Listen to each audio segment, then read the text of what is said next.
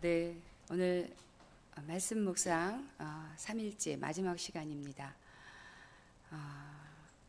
제가 이번 강의에 대한 목표가 있다면 여러분들이 묵상에 대한 강의를 잘 듣는 것이 목표가 아니라 여러분이 이제 묵상을 시작할 수 있는 사람이 되어지는 것이 목표입니다. 제가 한 7, 8년 전인 것 같아요. 안성에 있는 사랑의 수양관에서 한 권사님을 만났어요. 왜냐하면 우리가 성경에 관한 조직신학에 관련된 그때 사랑의 교회에서 세미나가 있어서 제가 좀 더 성경의 깊이를 좀 알고 싶어서 그 세미나에 참석했는데 저랑 같이 방을 쓴 한 권사님이 춘천에서 사시는 권사님이 남편 장로님과 함께 참석을 하셨어요.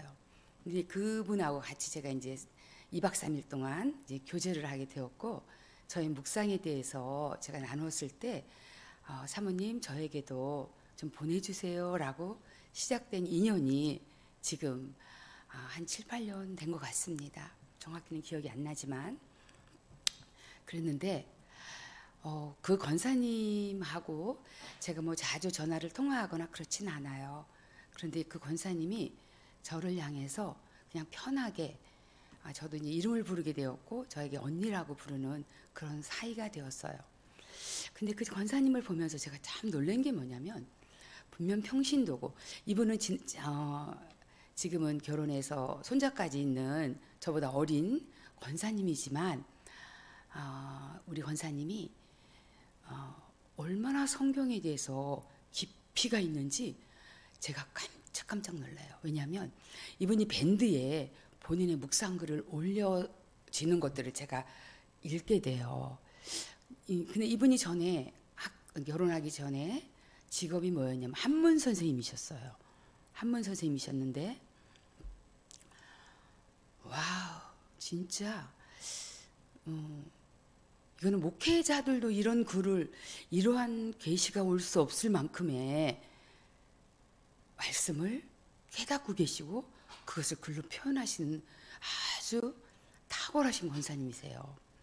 그러신데 그래서 앞으로 이분이 이런 것들을 통해서 교회에서 하는 역할이 있다면 성경을 가르치는 그런 일들을 하고 계시고 말씀을 깨달은 것들을 저에게 이제 뭐 어쩌다 한번 전화로 나눠주실 때 보면 정말 제가 감탄하고 내가 부끄러울 만큼의 말씀에 대한 깊이를 알고 있어요. 그분이 그렇다고 신학을 한 것도 아니에요.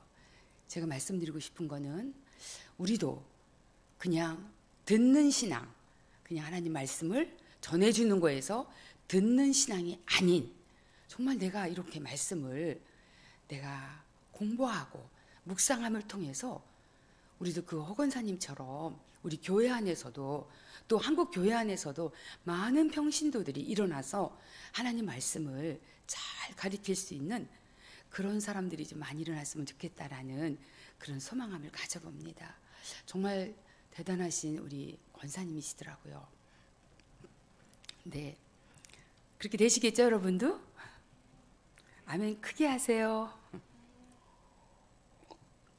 우리 다혜 사모님 그렇게 될 줄로 믿습니다.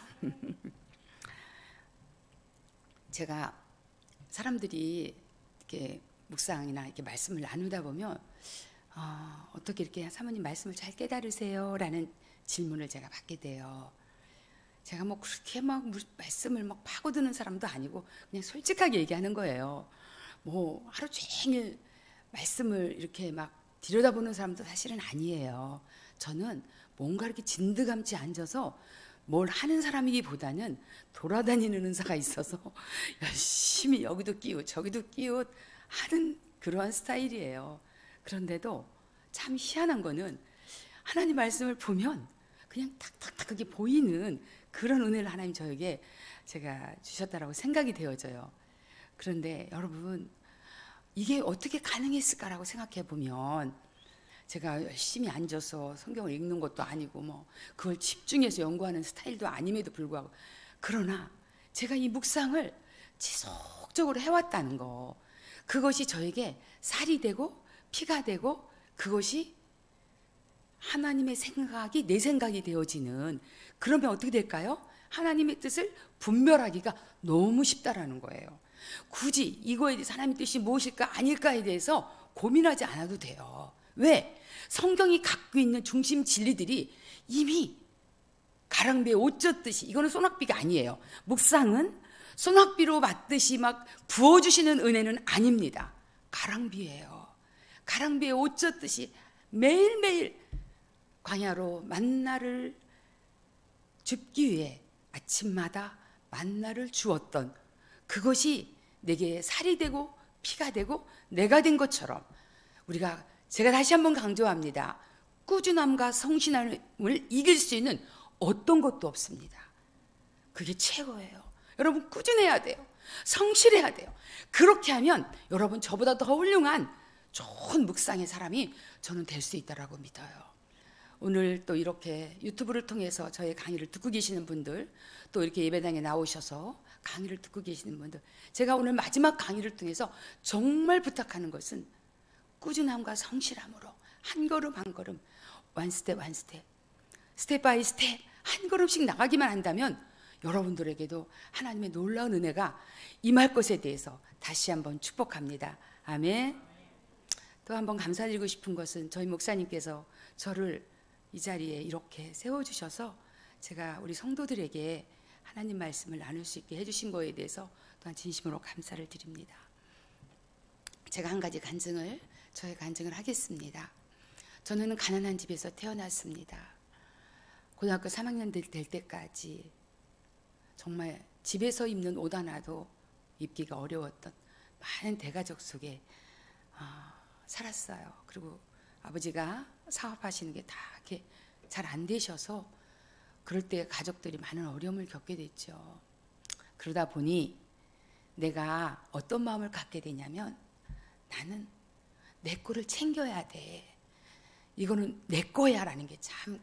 그래서 엄마가 저에게 했던 정말 말이 뭐냐면, 네가 우리 집에서 욕심이 제일 많다는 이야기를 제가 듣게 되었어요. 들으면서 성장했어요.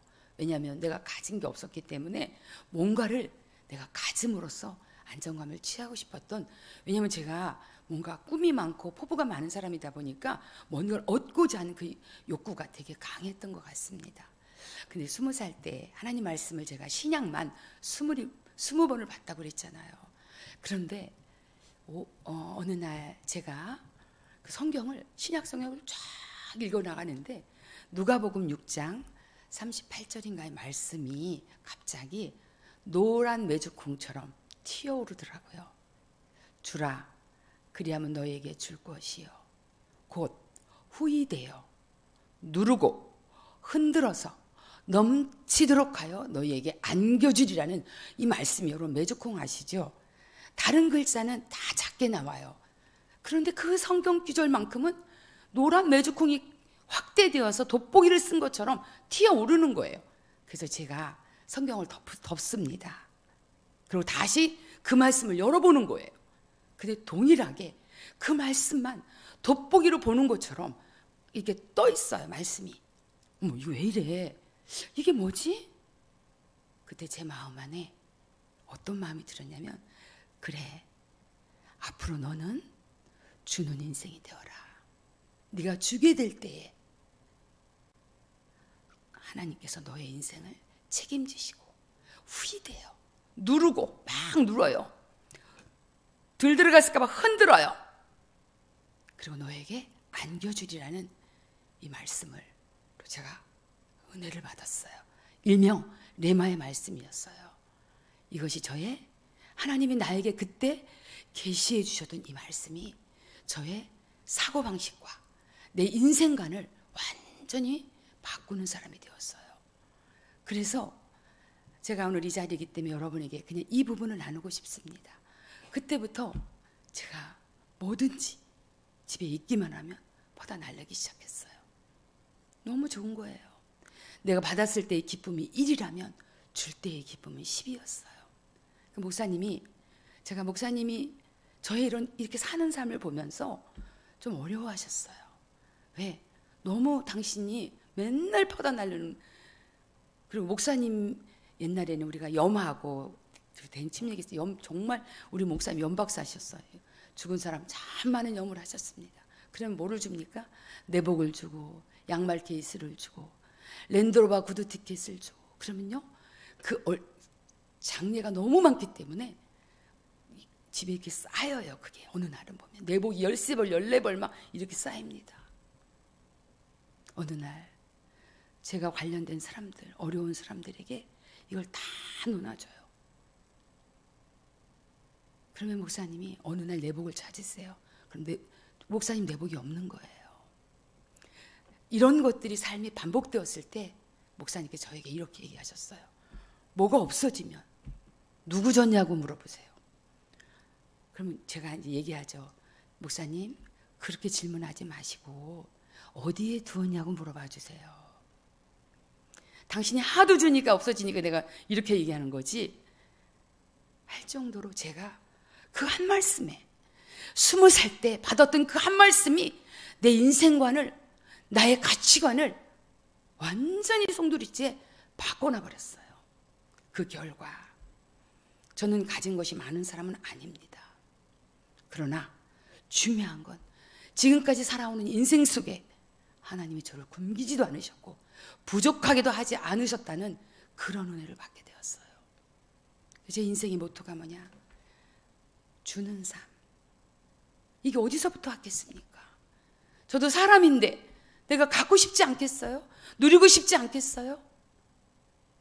항상 내가 사람을 만나든 누구를 만나든 내가 저 사람에게 뭐를 줄까? 라는 생각으로 시작하게 돼요.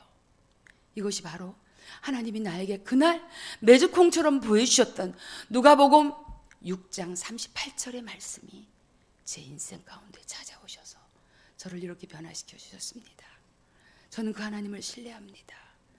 내 영역이, 내 그릇이 어느 정도까지는 알지 못하지만 하나님이 내게 무엇인가 허락하신다면 저는 이것을 필요한 사람들과 이제는 더 나누는 삶이 되어야겠다라고 제가 결정했던 것이죠.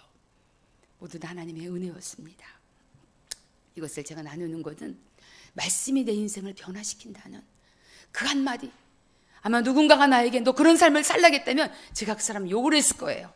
네가 내 형편을 어떻게 한다고 네 맘대로 나에 대해서 좌지우지하냐고 제가 욕했을 거예요. 그러나 하나님이 직접 찾아오셔서 저에게 그 말씀을 선물로 안겨줬던 이유가 뭘까요? 하나님 내 거 뺏기 위한 것일까요? 절대 그렇지 않아요. 어려운 사람들을 돕는 자는 여호와께 꼬이는 거라고 그랬어요. 내가 그 사람에게 줬는데 하나님이 나한테 빌렸대요. 내가 너한테 돈 빌렸다 하시는 거예요. 기선아, 네가 나한테 빌린 거야. 내가 너한테 빌린 거야. 언젠간 갚아주신다는 얘기예요. 내 식물을 물 위에 던져라. 여러 날 후에 도로 찾을 것이다. 여러분이 강가에 빵을 던져버렸어요. 빵을 띄웠어요. 근데 그 빵이 어떻게 내가 찾을 수 있습니까? 그 빵은 찾지 못해요.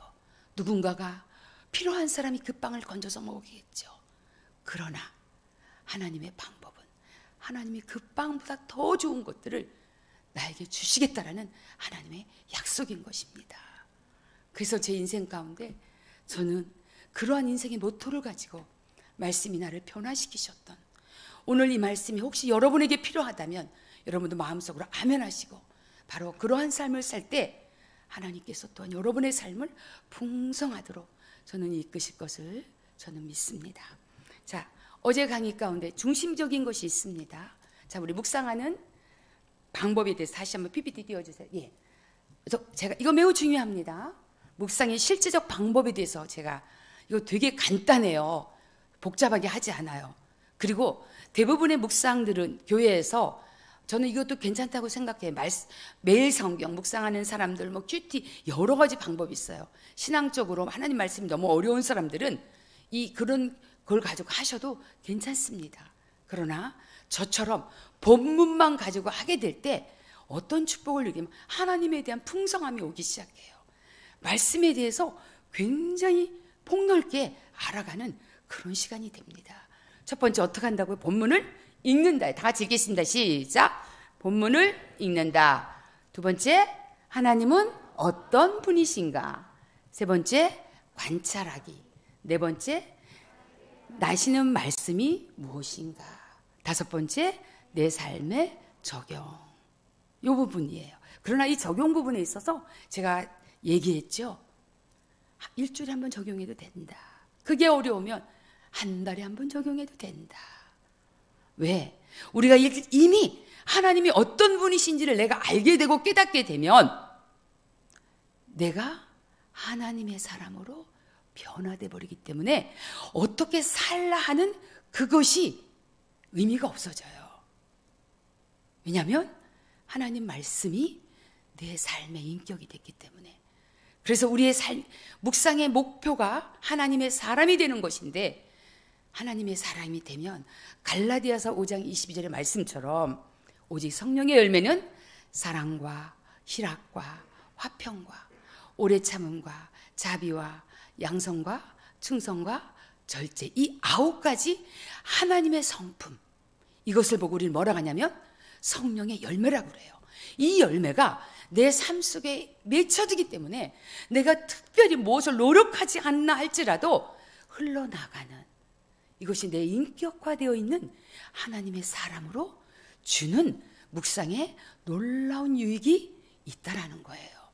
그래서 저는 제가 여러분에게 룻기를 샘플로 해서 지금 어떤 식으로 보고 제가 어떤 식으로 이것을 깨닫는지에 대해서 제가 어제 1장 1절부터 5절까지는 전사님, 예, PPT 하나. 이 부분이었죠. 제가 만약에 1장 1절에서 5절에서 저는 어제 7가지의 깨달음에 대해서 관찰을 나눴습니다. 그런데 그 중에 한 가지 했다면 하나님은 어떤 분이신가? 날씨를 주관하신 하나님, 생명의 주관자 되신 하나님. 관찰은 그 땅에 흉년이 드는 한 가지를 했을 때, 흉년 때는 내가 기도할 때다. 그 다음에 흉년의 종류, 여러 가지 관계 깨짐, 재정의 문제, 건강, 자녀의 문제, 네, 그 다음에 모압 땅으로 떠난 거에 대해서, 모압 땅은 저주받은 땅이다. 모압 족속들은 여호와의 총회에 들어올 수 없는 족속이다. 질문이죠. 왜 떠났을까라는 거를 제가 묵상했다고 그랬죠. 그리고 흉년이라는 고난을 피해서 달아난 것이 이 사람의 인생 가운데 더 큰 흉년을 만나는 계기가 됐다라는 것이에요. 네. 그래서 나에게 말씀하시는 거는 고난이 올 때 피하고 도망가지 말고 이때 하나님이 무엇을 말씀하시는지를 기도하는 자가 되어야 한다. 그리고 혹시 내가 힘들 때, 어려울 때 내가 찾는 모압 땅은 어디인가? 네, 그리고 내 삶의 적용에 대해서는 제가 기록하지 않았습니다. 이런 식으로 룻기를 가지고 묵상을 할 수 있다라고 하나의 샘플로 제가 나누어 드렸습니다. 자, 그러면 오늘의 본문을 한 번 더 해보겠습니다. 룻기 1장 6절로 14절의 말씀입니다. 여러분, 이 말씀을 우리 같이 읽도록 하겠습니다. 시작.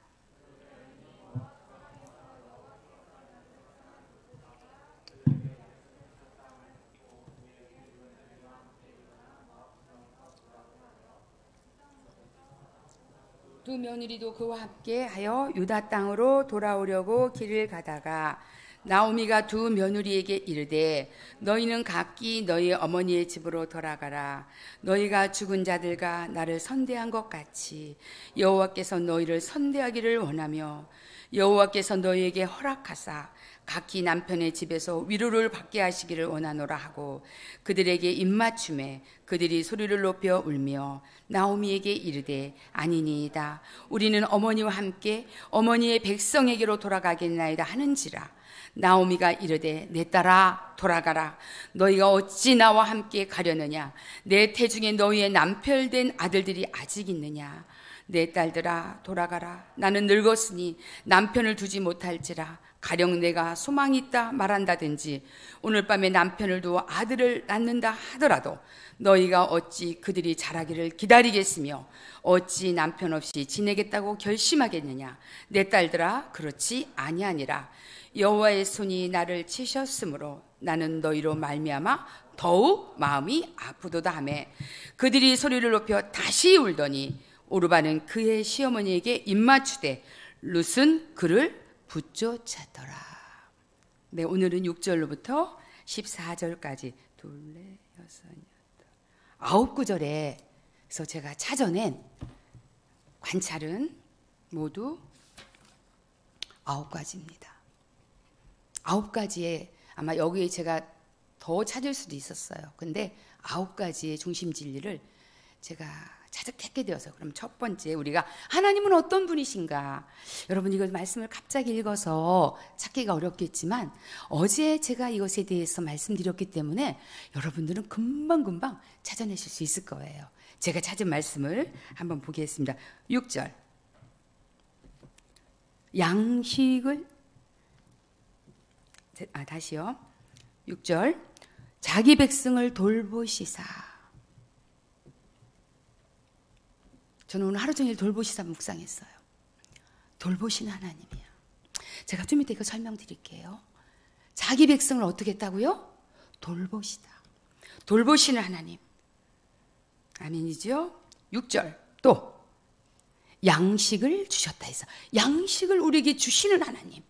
자, 여기에서 중요한 거는요, 6장 첫머리에 그 여인이 모압 지방에서 여호와께서라는 단어가 있죠. 주어가 여호와예요. 하나님이 양식을 주셨대요. 그 하나님 어떤 분이세요? 양식을 주시는 하나님이라는 거예요. 그 다음에 8절, 나를 선대한 것 같이 여호와께서 너희를 선대하기를 원한다. 헤세드예요. 자비, 인애, 긍휼, 우리 하나님, 선대하신 하나님입니다. 9번째, 여호와께서 너희에게 허락하사 각기 남편의 집에서 위로받게 하시길 원한다. 둘 다 청산가부됐잖아요.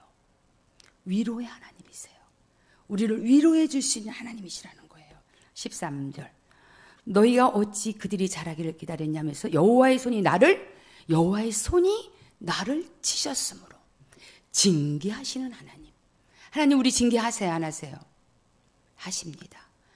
우리가 잘못했어도 징계하지 않는다면 히브리서는 이렇게 말합니다. 사생자야. 사생자는 징계하지 않아. 자녀는 징계하십니다. 여기에선 되게 많은 하나님에 대한 자기 계시가 많이 나타났어요. 모두 하나, 둘, 셋, 다섯 종류의 하나님을 계시했어요. 이것만 갖고도 충분히 우리가 묵상할 수 있는 부분이에요. 자, 그러면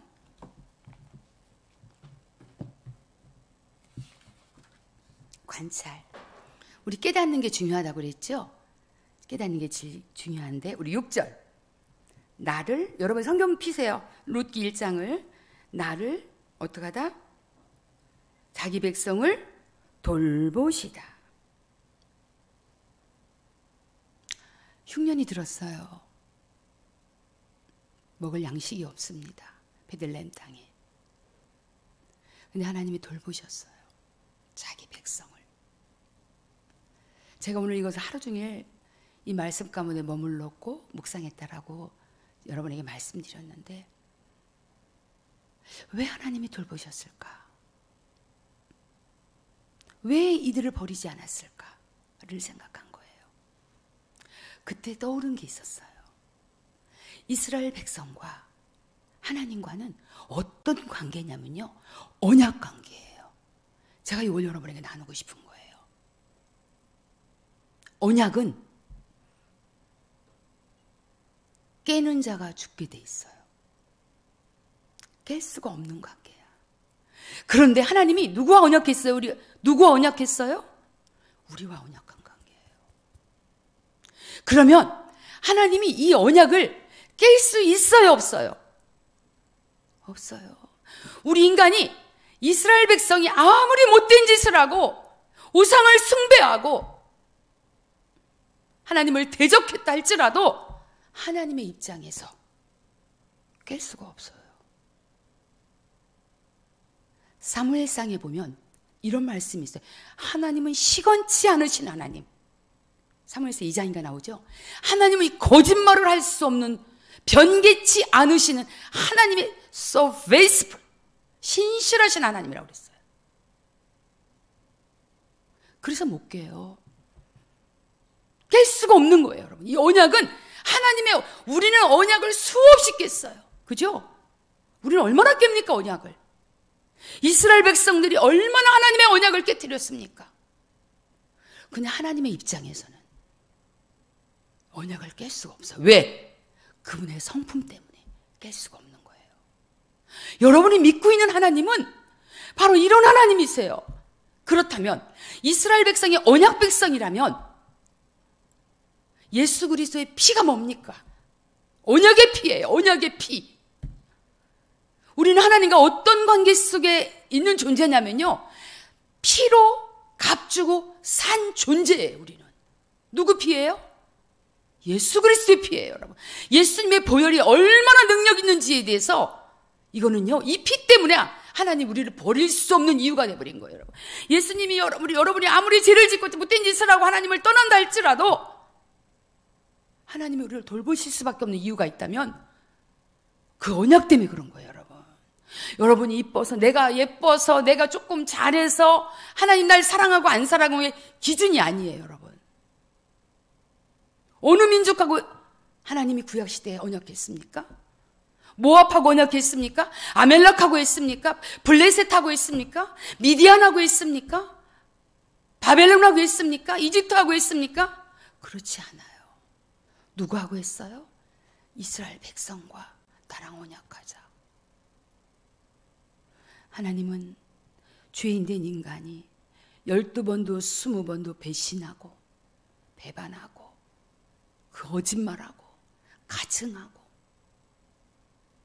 속보이는 행동들을 수없이 한다 할지라도 그분은 당신의 언약 때문에 그걸 깰 수가 없는 거예요. 저는 오늘 아침 이 말씀을 묵상하면서 이 말씀이 저에게 깊이 들어오더라고요. 아, 그동안 하나님이 나를 그동안 지켜주시고 돌봐주시고 보호해 주셨던 것이 내가 사모 역할을 조금 뭐 잘한다 못한다 열심히 한다 이게 아니었구나.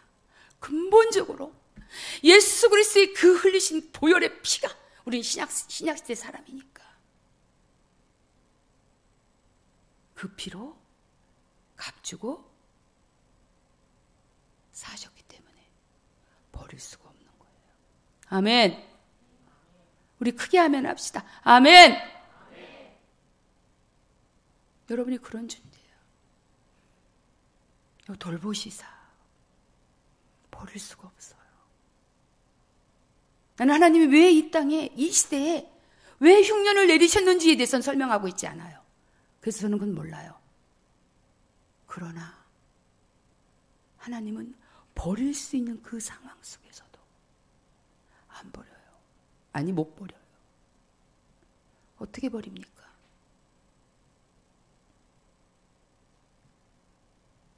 여러분,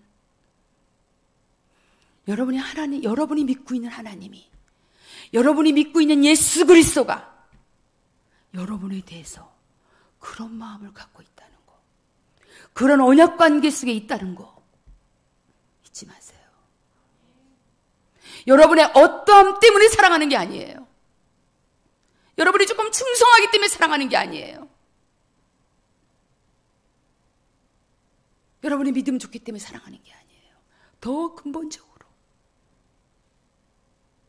언약 백성이라는 거 어마어마한 얘기예요. 이 언약이 갖고 있는 힘이 얼마나 강력한지 몰라요. 아무도 깰 수가 없어요. 그래서 하나님 스스로도 깨지 못하는 거예요. 여러분이 바로 그런 존재예요. 돌보시는 하나님. 돌보셨다. 이 얘기 들을 때 어떤 마음이 드세요? 아, 그렇구나. 하나님, 나는 수없이 당신을 의심했습니다. 당신이 나를 사랑하는지를 늘 확인했습니다. 그러나 이스라엘 백성을 그렇게 못된 짓을 하고 인신제사를 드리고 어마어마한 일을 벌인다 할지라도 그 이야기가 호세아세 얘기가 아닌가요? 고멜 이야기가 아닌가요? 고멜이 이스라엘 사람이고 이스라엘 백성이고 호세아가 하나님 아버지를 대신한 게 아닐까요? 버릴 수가 없는 거야. 창녀짓을 해도 다시 끌어다 놓는 거예요. 가서 자식을 낳고 와도 여전히 그의 아내인 거예요.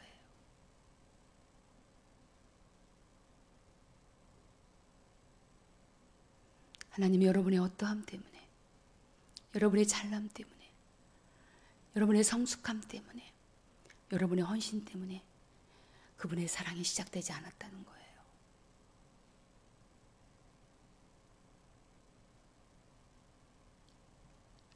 하나님의 어떠하심 때문입니다.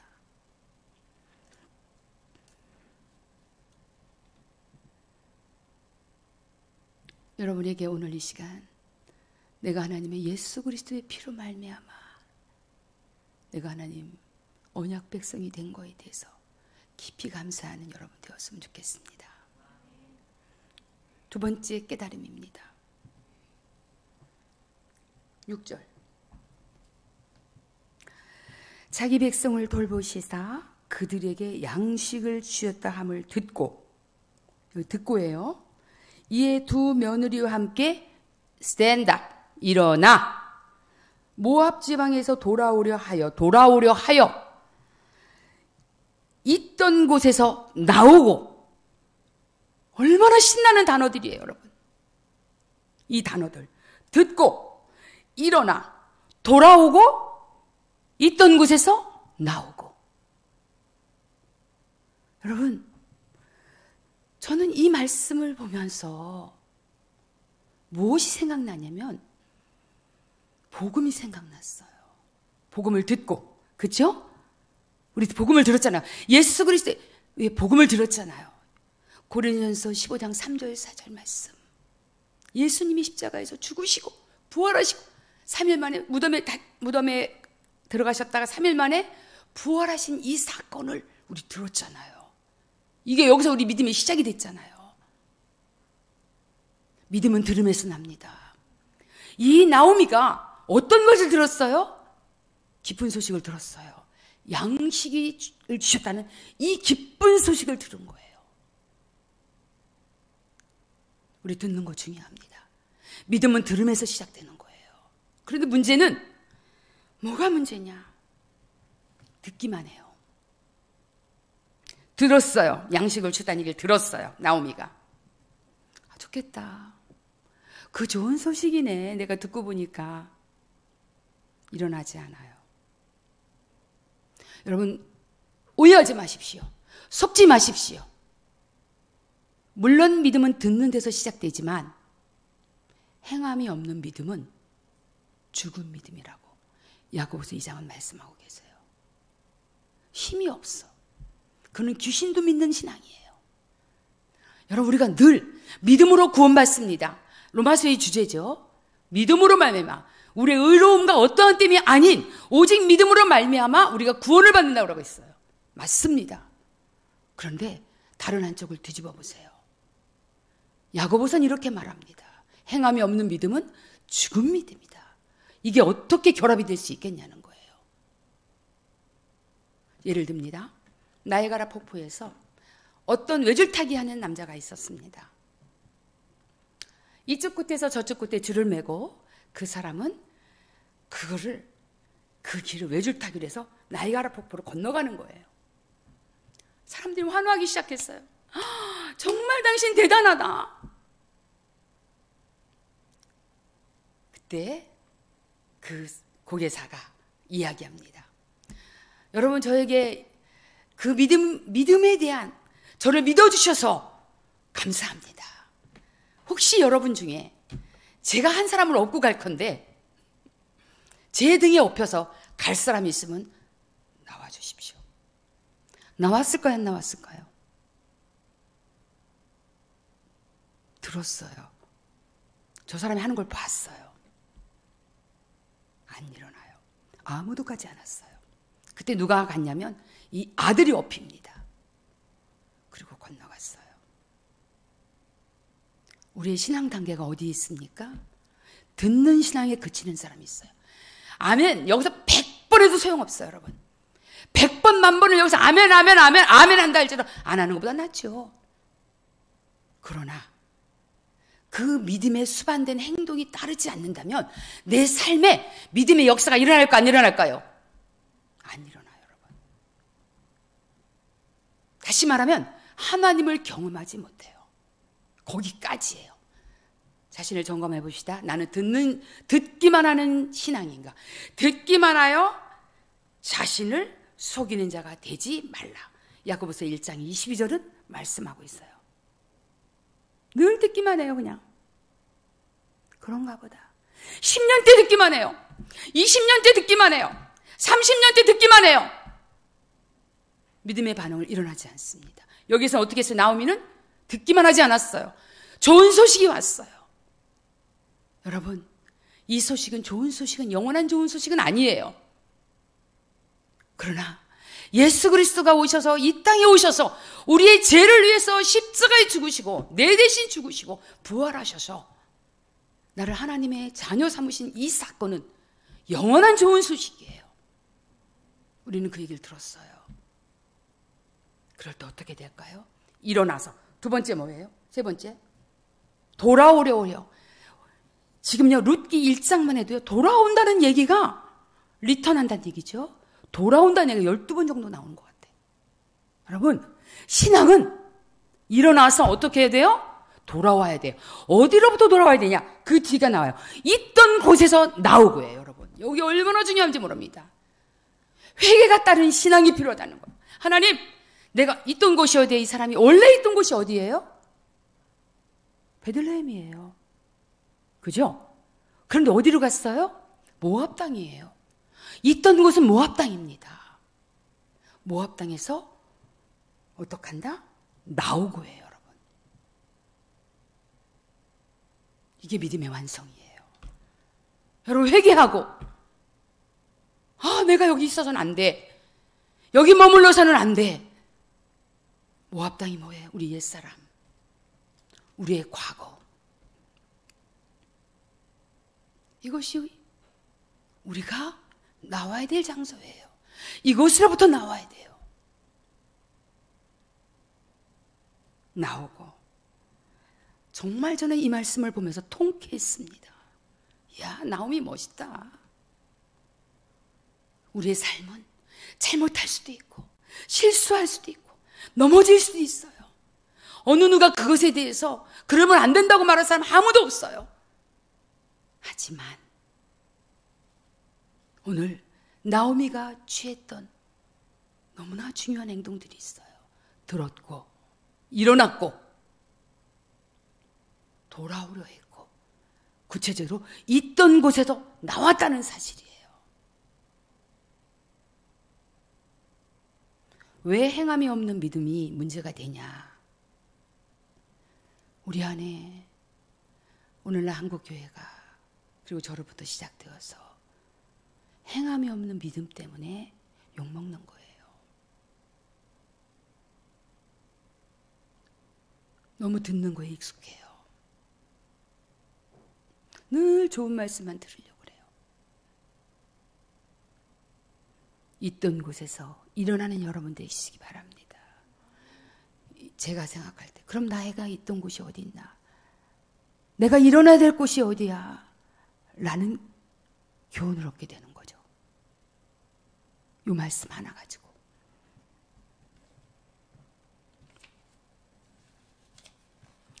그래서 과거에서 있던 곳에서 돌아오는 방법이 뭐다? 회개라는 거예요, 여러분. 회개하고 돌아오는 거예요. 세 번째 깨달음 8절입니다.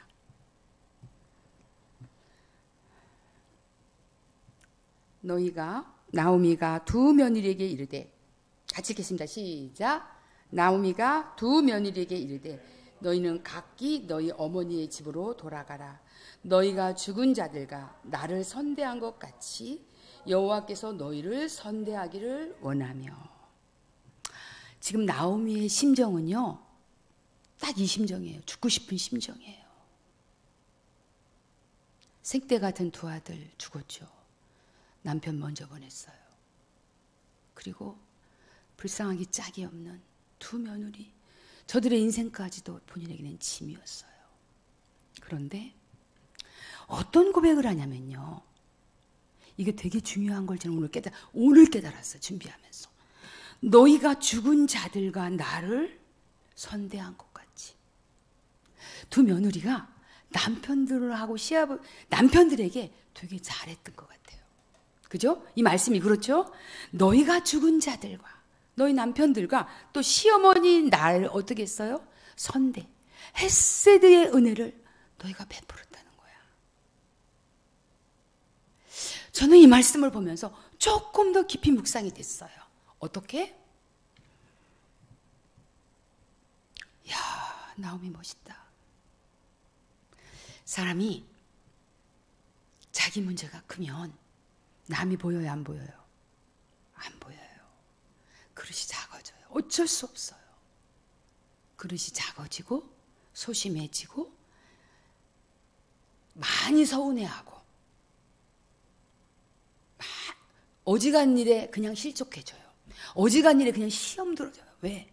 저것이 내가 남편 없다고, 저것이 내가 아들이 없다고 저렇게 깜보나? 라는 생각이 들 수가 있다는 거예요. 그런데 이 며느리들이, 이 둘이 살아있을 때 그 죽은 남편들하고 자기한테 너무 잘한 거야. 저는 이 말씀을 통해서 깨닫는 게 뭐냐면, 야, 그러한 상처와 트라우마 속에 있다 할지라도 고마움과 감사를 표현할 줄 아는 여인이구나 라는 거예요. 우리 신앙생활하는 사람들 범하기 쉬운 우가 있어요. 하나님께만 잘하면 돼. 그래서 우리가 관계 속에서 자신에게 은혜를 베푼 사람에 대해서 고마움이 적다는 거예요. 감사 표현할 줄 알아야 돼요, 여러분. 우리가 보이지 않는 하나님을 믿고 있으면서 보이는 성도와 서로를 지체를 우리는 어떻게 해요? 섬기고 있는 사람들이에요. 이참에 이야기합니다. 여러분의 목사들에게, 여러분에게 말씀을 가리키는 목자들에게 고맙다고 표현해줘야 돼, 목원들은. 당신은 목자니까. 아니요. 목자님, 집사님의 가르침에 큰 은혜가 되었습니다. 그럴 때 어떤 마음이 들까요? 아, 내가 하는 것이 보람이 있구나. 아, 당연하지. 오랜 신앙생활 했으니까 그 일도 안 해. 목사들은 많이 섬기게 돼요. 제가 교회 안에서 보면 뭐라도 목원들에게 챙겨주려고 하고. 또 하나, 여러분의 자녀를 맡긴 주일학교, 중고등부, 청년부, 사역자들에게, 선생님들에게 여러분 고마움 표시해야 돼요. 어쩌면 교회라는 무조건 베풀어야 된다는 이런 것 때문에 마땅히 당신은, 여러분 마땅한 게 어디 있습니까, 세상에. 내 자녀의 영혼을 맡겼으면 적어도 고맙다고 해야 되지 않겠어요? 감사하다라고 문자라도 보내야 되는 거 아니겠어요? 1년 12달 52주 1년도 아니고 2년도 아니고 3년도 아니고 10년 동안 여러분의 자녀들의 영혼을 위해서 기도하고 영혼을 위해서 여러분들보다 1시간 일찍 나와요. 1시간이 아니고 11시, 9시 예배 드리려면 몇 시에 나와요? 2시간 이상씩 일찍 나오는 분들이에요. 당연한 게 어디 있습니까? 여러분, 나오미 보세요. 저희 말씀 보면서 많이 부끄러웠어요. 많은 사람들이, 제가 잘나서가 아니라 목사님, 사모님, 앞으로 뒤로 많이 섬겨주셨던 우리 성도님들, 그동안 얼마나 많이 저희들에게 섬겨줬겠어요. 이참에 제가 강단에서 회개하는 마음으로 여러분들 고맙습니다 하고 제가 대표 인사하겠습니다. 너무 감사합니다. 우리가 뭔데? 어떤 마음으로 여러분 섬겨주셨는지 그 마음 하나하나 제가 저와 목사님이 헤아리지 못했다면 또한 용서해 주십시오. 너무 감사했습니다. 이 말씀 보면서 격려할 줄 알았구나. 그래, 오르바야, 루사, 내가 우리 아들한테 어떻게 한 거 알아? 그리고 나한테 어떻게 한 거 알아?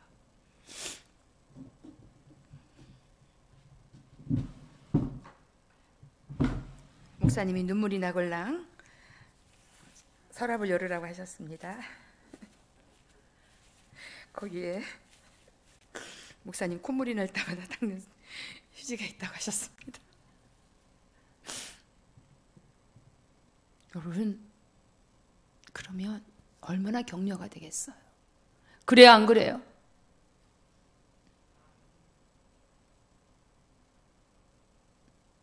늘 안내해 주시고 하시는 장로님들한테, 앞장서서 하시는 권사님들한테 여러분 감사합니다. 섬겨주셔서 감사합니다. 매 주일마다 또 빵을 섬기든 떡을 섬기든 섬기시는 분들한테 강단에서 오늘 누가 섬기셨으냐면 그분에게 적어도 카톡이라도 오늘 집사님 때문에 우리 너무 행복했습니다. 10원도 안 들어요. 왜 우리 그런 얘기 안 해요? 뭐가 그렇게 마땅한가요? 어떻게 보면 은혜에 대해서 너무 값없이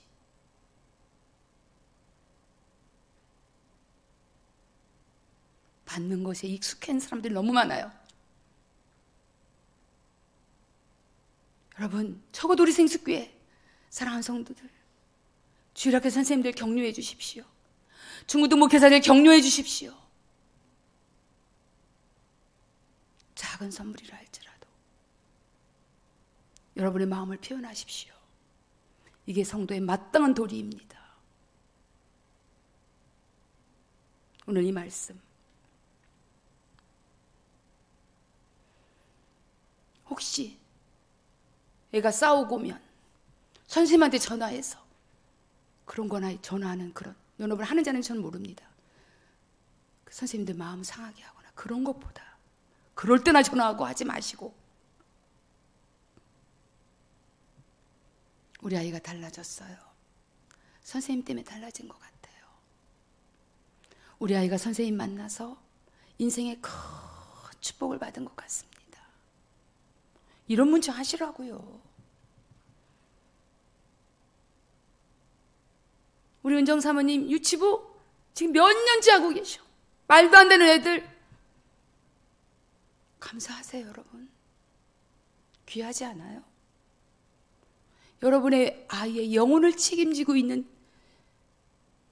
선생님들과 목사들과 장로님들에게 뒤에서 많은 부분 섬기고 계십니다. 오늘 이 말씀, 너희가 죽은 자들과 나를 선대한 것 같이, 이걸 표현해주고 있는 거예요. 이렇게 고마웠어. 그동안 나 너 때문에 산 거야. 너희들이 나를 돌봐주지 않았다면 난 벌써 쓰러졌을 거야.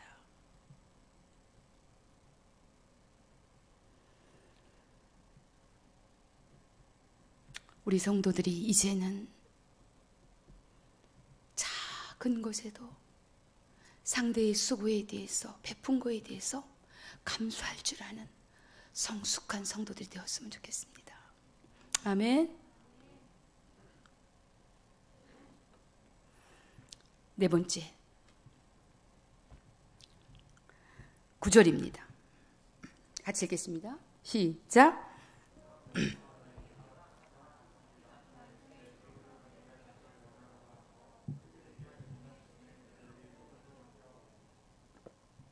아멘. 구체적으로 축복합니다. 어쩌면 나오미 인생 가운데 나오미 나이가 들었고요. 지금 예루살렘, 아니 베들레헴으로 가려는 입장에서 이 여인들이 따라가게 되면, 같이 가게 되면 밭에 가서 이삭이라도 주워올 수 있잖아요. 나오미의 보호자가 될 수 있어요. 그런데 나오미 자기 욕심 한철이에요. 각기 남편의 집에서라고. 각기라는 단어가 확 들어왔어요. 너네 둘 다 결혼하라는 얘기예요. 더 이상 마음고생하지 마. 너와 나와의 관계는 여기까지란다. 그동안 네가 나에게 했던 모든 것들 난 잊지 않을 거야. 네가 어떤 사람이었는지, 얼마나 고마웠는지. 시어머니가 며느리들한테 이렇게 얘기하기 싫을까요? 시집가거라. 하나님이 너희들에게 그 길을 열어주시길 나는 원해. 야, 이런 상처가 큰 나오미의 트라우마 속에서도 어떻게 이러한 멋진 마음, 하나님의 마음, 하나님의 성품이 드러나는, 정말 저는 이 나오미에 대해서 오늘 감격했어요. 한두 군데가 아니에요, 여러분.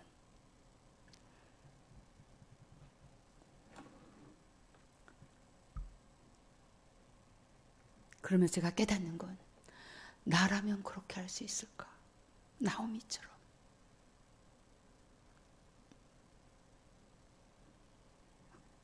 다섯 번째, 9절입니다. 읽겠습니다. 시작.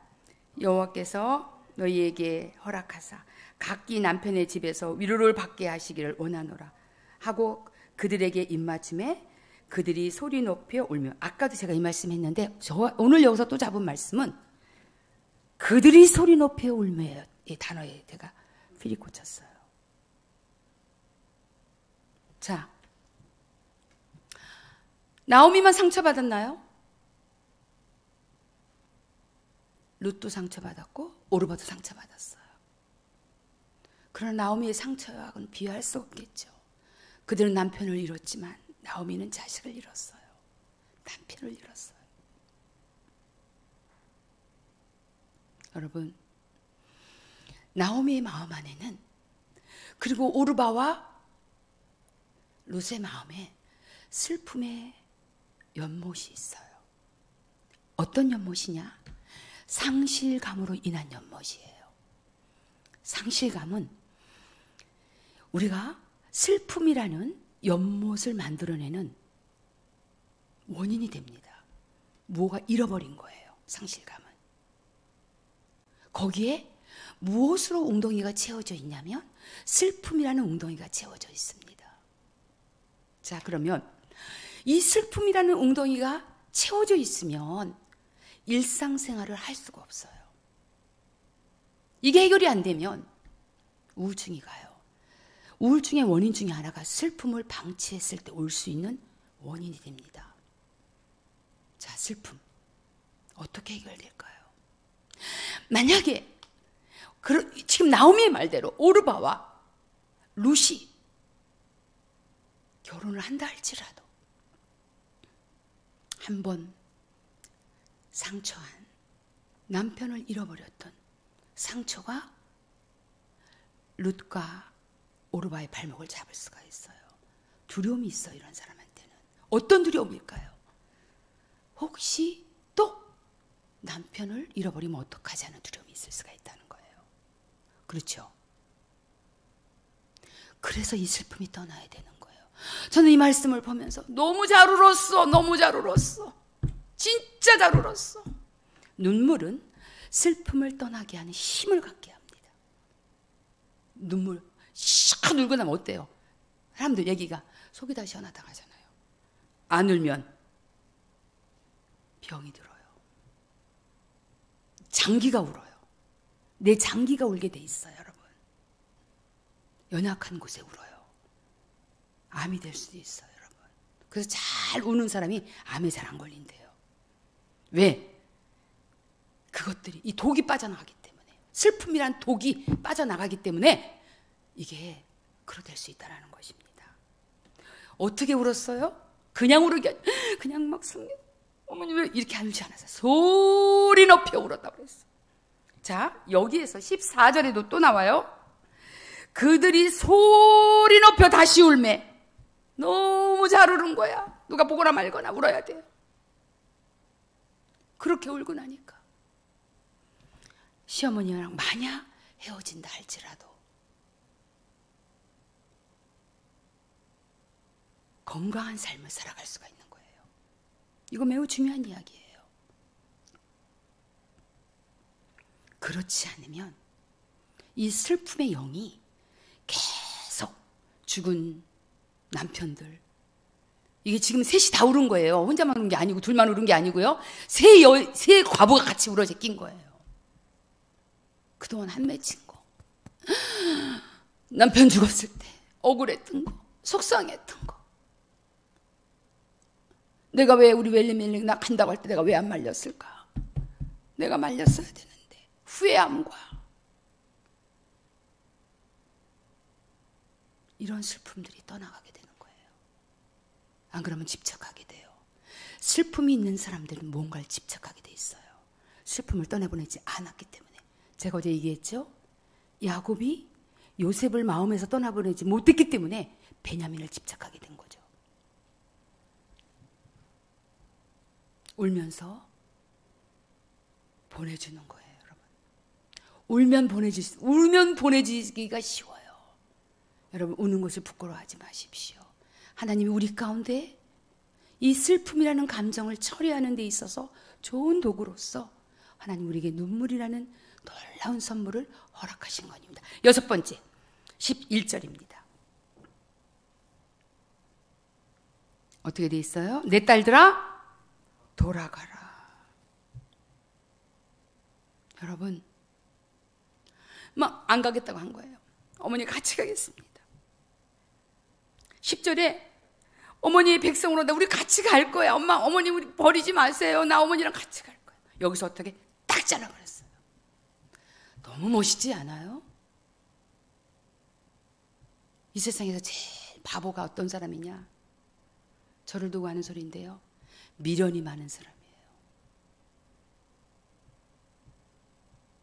특히 사람에 대해서. 때때로 우리 안에 미련에 끌려드는, 제가 묵상하면서 야, 이거 보니까 나는 나오미만 또 못하구나. 어림도 없구나. 나오미는 미련에 끌려다니지 않습니다. 이런 사람이 성공해요. 앞으로 나갈 수 있어요. 미련이 많은 사람은 계속 과거를 돌아봅니다. 그 사람 붙들고 있어요. 미련이 뭐예요? 붙들고 있는 거예요. 그럴걸. 내가 그때 그렇게 하지 말걸. 껄걸. 여러분, 이 태도가 얼마나 멋집니까? 내가 못하니까 이 사람이 더 멋있어 보이더라고, 오늘은요.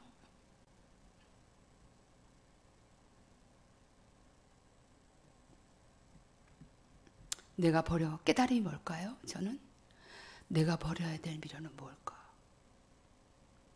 내 마음속에서 보내야 될 사람은 누구일까? 많은 사람이 떠올랐습니다. 보내지 않으면 내가 그 사람의 인생과 같이 사는 거예요, 여러분. 저는 여기 나오미의 이 단호한 태도에 대해서 너무 멋있다. 우리가 집안만 정리하는 게 아니라 때때로 인간관계도 멋있게 정리할 줄 아는 사람이 된다는 걸 깨닫게 된 거예요. 7번째, 13절. 참 가슴 아프면서도 뒤에 부분입니다. 여호와의 내 딸들아 그렇지 아니하니라. 여호와의 손이라는 단어였어요. 나를 치셨으므로 나는 너희로 말미암아 더욱이라는 단어였어요. 마음이 아프도다. 1장 1절부터 5절의 말씀은 세상에 지지리도 복이 없는 나오미의 인생이었고, 어찌 이런 인생을 살았는가, 참 기가 막힌 인생이라고 생각했는데 오늘의 본문은 너무나 멋있는 나오미의 모습이에요. 이렇게 생각할 수 있어요. 남편 원망할 수 있어요. 내가 이렇게 된 거 왜 나를 이걸로 끌고 온 거야? 그냥 베들레헴에 살지. 이게 뭐야? 내가 남편 잘못 만나서 이렇게 됐어요. 나는 안 가고 싶었어요, 속으로. 할 수 없이 남편 말을 거역할 수 없어 끌려왔어. 이렇게 하지 않아요. 어떻게 해요? 여호와의 손이 나를 치셨으므로 다 끝나버리는 거예요. 이렇게 되면 하나님이 이렇게 하신 겁니다. 하나님이 나 치신 겁니다. 얼마나 인정해버려요. 그냥 하나님 앞에서 자신을 솔직하게 인정해버리는 거예요. 이거 태도 필요해요. 우리 안 그러니까 그 문제에 대해서 자꾸 원인을 구명하려고 하고 자꾸 변명하려고 하고 나는 그렇지 않다라고 생각하고 내 마음은 그렇지 않다라고 얘기하고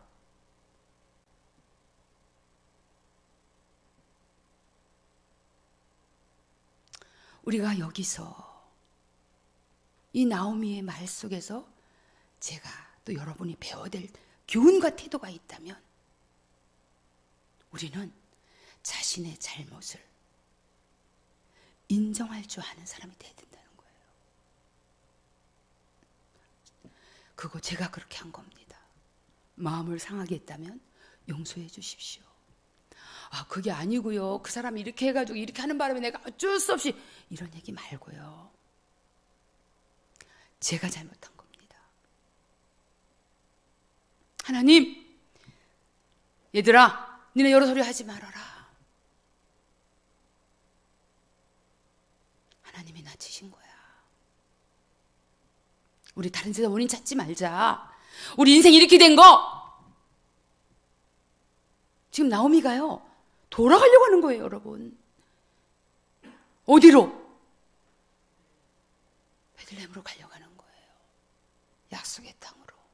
있어야 될 자리로 다시 가려고 하는 거예요. 그 과정 속에 이렇게 자신의 잘못을 인정하는 태도가 필요하다는 거예요, 여러분. 우리는 누구나 잘못할 수 있어요. 어떻게 잘못 안 하는 인생이 어디 있겠습니까? 저도 잘못할 수 있고 누구나 잘못할 수 있어요.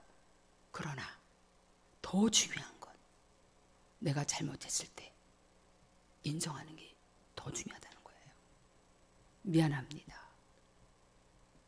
저 때문에 상처가 됐다면 용서해 주십시오. 이건 나의 잘못으로 시작된 겁니다. 제가 생각을 잘못한 겁니다. 라고 말하는 거예요, 여러분.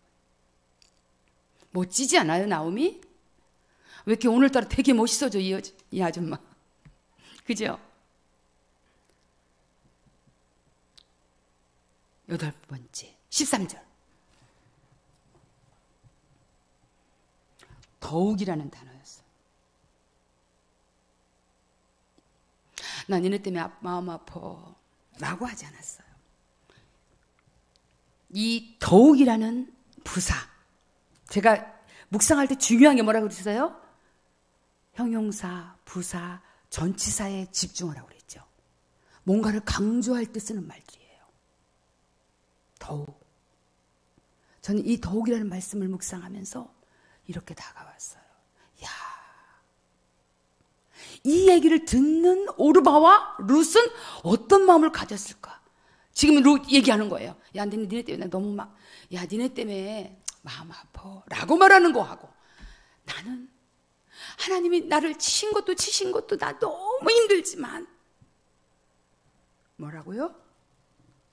너희로 말미암아 니네들이 이렇게 된 거, 젊은 날에 니네들 혼자 된 거,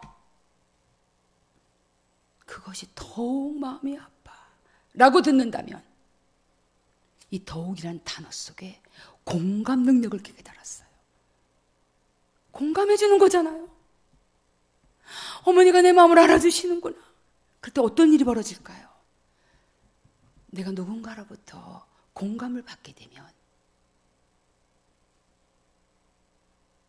내 고통이 상쇄되는 거예요. 우리 안에 필요한 부분이 바로 이런 부분이에요. 우리가 사람과의 관계할 때 우리는 옳은 말만 해야 된다고 생각하는 사람이 있을 수 있어요. 물론 진리는 중요합니다. 그러나 진리가 다가가기 전에 공감 능력을 갖는 언어 사용하는 게 너무 중요합니다. 나오미처럼 너무 마음이 아파.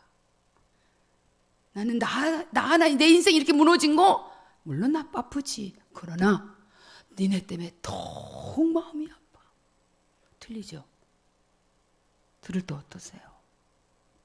어머니가 나를 진심으로 생각하고 있구나. 외롭지 않았을 거예요. 인생 헛살았다고 생각하지 않았을 거예요. 비록 과부가 됐지만 나에겐 좋은 시어머니가 있었노라고 그리움에 추억할 수 있는 지금 기가 막힌 대화를 하고 있는 거예요. 더 마지막으로. 그러면서 제가 이거에 대한 깨달음이 왔어요. 내 자신을 오늘 참 많이 깨닫게 해주시더라고요. 제가 얼마나 부족한 사람인지에 대해서. 나는 다른 사람의 고통에 대해서 얼마나 공감 능력을 갖고 있는가에 대한 깨달음이었어요. 우리가 이렇게 생각할 수 있죠. 여러분 어떠세요? 이런 단어 하나 속에 이러한 알알이 박혀있는 진리들이 이렇게 다가올 수 있다는 게 이게 어디서 나오겠어요? 묵상을 계속 하다 보면 하나님이 이런 지혜를 주시고 이런 마음을 주신 거예요. 제가 만들어냈겠어요? 제가 무슨 참고서가 있겠어요? 오직 저는 한 가지예요. 본문 텍스트 이거 하나만 가지고 제가 본문을 찾아내는 지금 묵상들이에요. 이게 내가 그 사람의 어떤 사람에 대해서 내가 공감하지 못한 사람도 있었구나. 이런 부분도 생각나고. 네, 마지막. 우리가 좀 시간이 지나가고 있지만 오늘 마지막이라 마지막 깨달음이 너무 중요한 깨달음이 왔어요. 자, 14절입니다. 같이 읽겠습니다. 시작.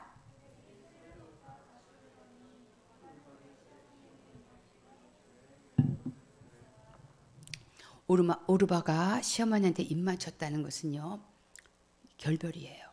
헤어짐이죠. 그죠? 떠나겠다는 얘기예요. 어머니 축복해 주셔서 Thank you so much예요.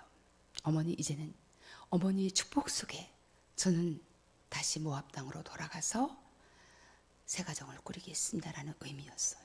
저는 이 단어에 제가 묵상을 한 건 아니에요. 뒤에 단어예요. 어떻게 해요? 룻은 그를 붙쫓았더라. 이 붙쫓았더라 라는 단어였어요. 이 단어가 무엇일까요? 더 달라붙음이란 뜻이에요. 제가 이 뜻이 뭔가를 인터넷을 찾아봤어요. 오늘요. 붙쫓았다가 무슨 뜻이지? 더 달라붙음. 더 달라붙음. 교훈과 깨달음이 있었어요. 강력한 연합이에요. 어머니, 그런 말 하지 마세요. 저 절대 안 갑니다. 뒤에 이제 쭉 나옵니다.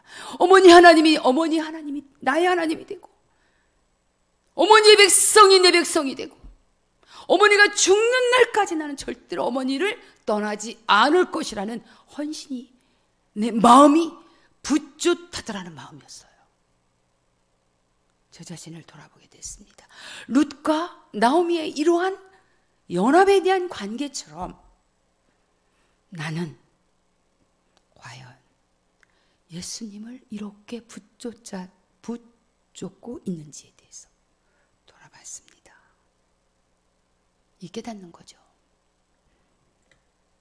나는 예수님의 영원한 종으로 남기를 원하는 마음이 내 안에 있냐는 거예요.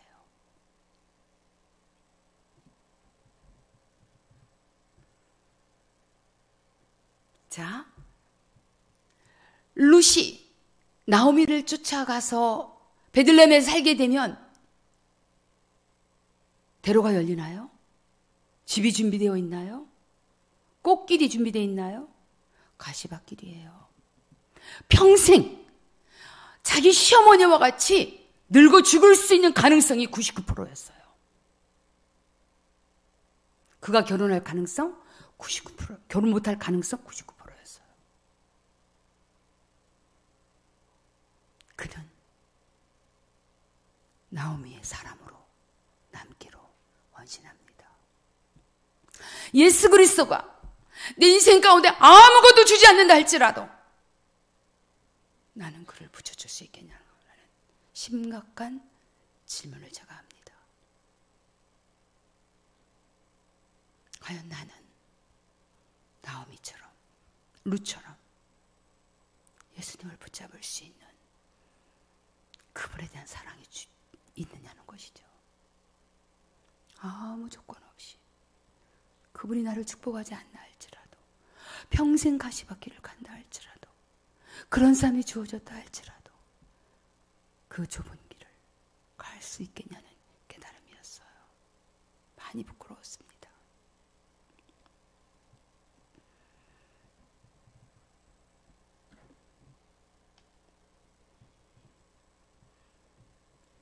강의는 여기까지입니다. 저는 굳이 룻기를 전체할 이유는 없습니다. 왜냐하면 어차피 이것은 샘플링으로 이렇게 말씀을 찾고 이렇게 깨달을 수 있다는 것을 여러분에게 나누는 거기 때문에, 그러나 결론은 이야기할게요. 어떻게 됐죠? 1장은 절망스러운 1장 1절부터 5절은 이 세상에서 가장 버림받은 나오미와 룻의 인생이 시작됐다면, 텅 빈 인생이 시작됐다면, 마지막 4장은 가득 찬 인생으로 바뀝니다. 우리 다 같이 마태복음 1장을 열어보겠습니다. 마태복음 1장입니다.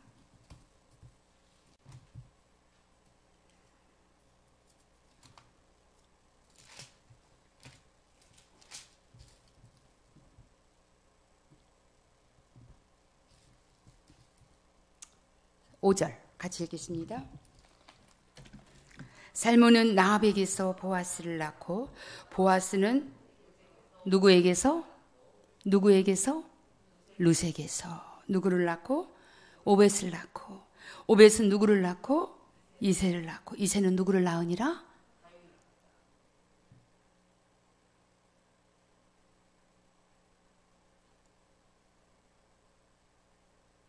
우리의 헌신을,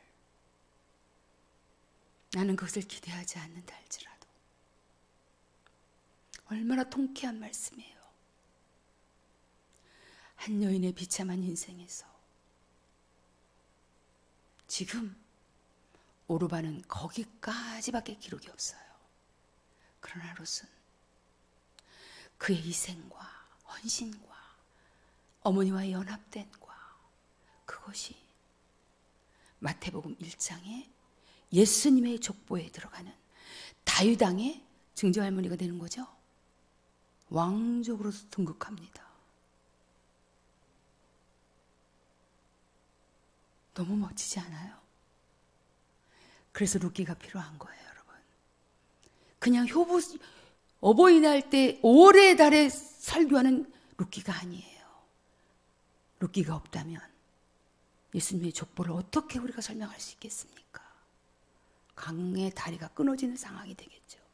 그래서 룻기는 정확하게 있어야 될 성경인 거예요, 여러분. 누구 계보? 왕의 계보 가운데 들어가요. 왕족이 되어버립니다. 누구? 이 땅에 오신 예수 그리스도의 왕의 계보 가운데로.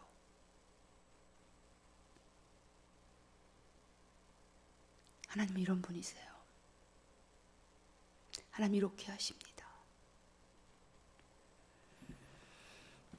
저는 여기서 강의를 마치면서 이번 주일날 우리가 묵상 클래스를 제가 직접 인도할 것입니다. 그래서 줌으로 할 거예요, 이거를. 그래서 시간과 날짜는 정하지 않았습니다. 왜냐하면 여러분들이 상황들이 다 틀리기 때문에 제가 만약에 그룹이 여럿이라면 여러 그룹으로 나눌 거예요. 그래서 제가 8주 동안 여러분의 묵상이 잘 될 수 있도록 제가 옆에서 도와드릴 거예요.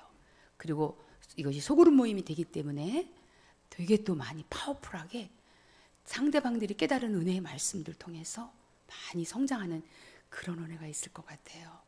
그래서 여러분들 이번 주일날 광고 나갈 때 꼭 필요하신 분들, 하고 싶은 분들만 신청해 주세요. 아셨죠? 네, 우리 하나님께 영광의 박수 드리겠습니다.